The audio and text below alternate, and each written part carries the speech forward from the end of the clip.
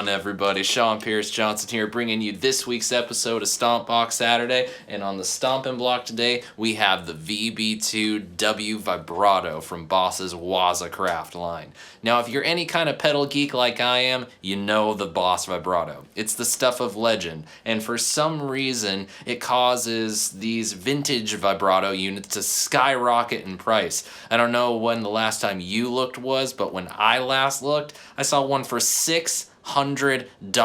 Well, thankfully Boss has seen that, and they're knocking that price down a little bit with this new reissue. And quite frankly, from what I've heard of people that own an original VB2, it nails that sound. And, well, I think it's quite magical. So let's take a look at it.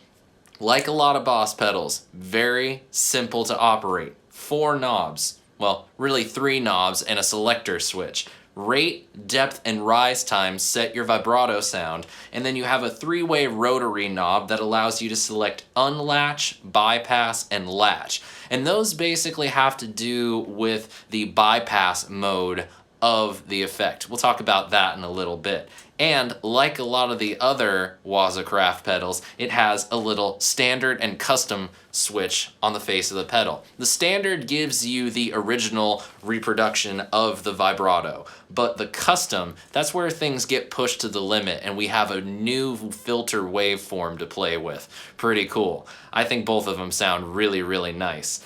Now, the 3-way selector switch. So, okay, what does it do? Bypass mode and latch mode behave much the same way. It's not so much any real change on the effect, it's just when you're in latch mode, once the pedal is off, your signal is still going through the Bucket Brigade delay chip line, which apparently is going to cause some latency, and bypass takes that completely out of the equation. Now, I've played around with both of these and I don't really sense that much of a difference, so we're not going to worry so much about that. But unlatch, that's pretty cool. Basically, it turns the foot switch into a momentary foot switch. So you can essentially have your settings, and then say there's just a little passage or one chord that you want to add some vibrato on, you know, just for kicks. You can go ahead and depress down on the foot switch with your foot, hold it out for as long as you need it, and then take your foot away, and then magically the pedal is off. Pretty cool. Makes it very expressive. So let's check out the differences between the standard and custom mode first. The standard custom switch is one of the hallmarks of the Waza Craft line, giving you the original circuit and a somewhat modified version of that. With the VB2, we get a nifty new waveform to play around with. So let's check that out. I'm gonna run through a clean sound and I'm just gonna set all knobs at noon, just so we hear what that filter effect sounds like. First, dry.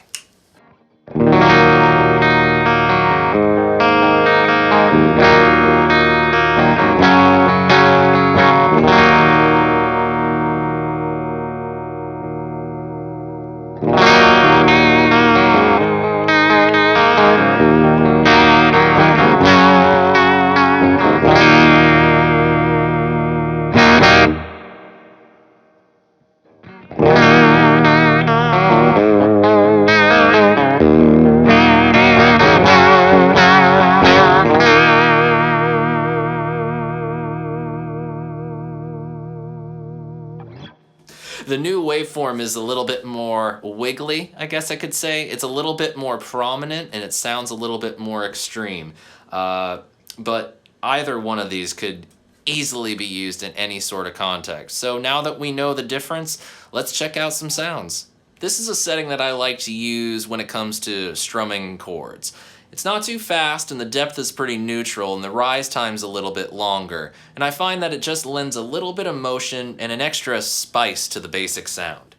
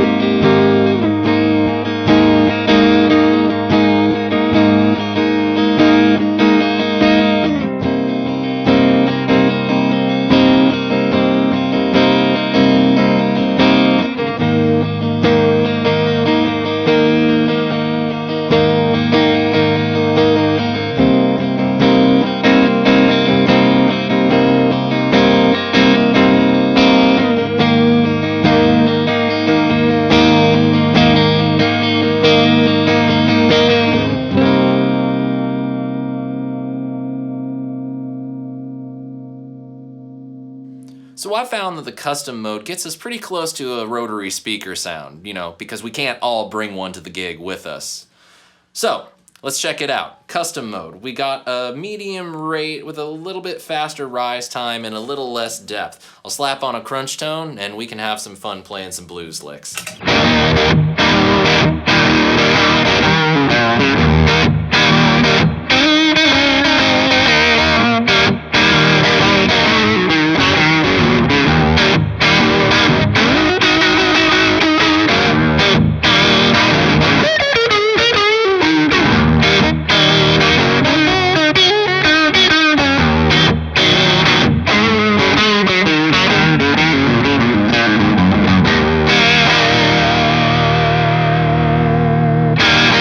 I'm willing to bet that many of you rockers out there have never given a vibrato pedal a second thought, or heck, even a first thought.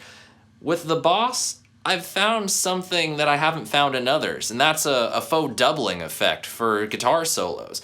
You'll find that adding that little bit of detuning lends a nice motion and sort of a secret sauce, if you will. I'll show you what I mean. First I'll play a little bit without it, and then I'll kick it on. You'll be able to hear the difference.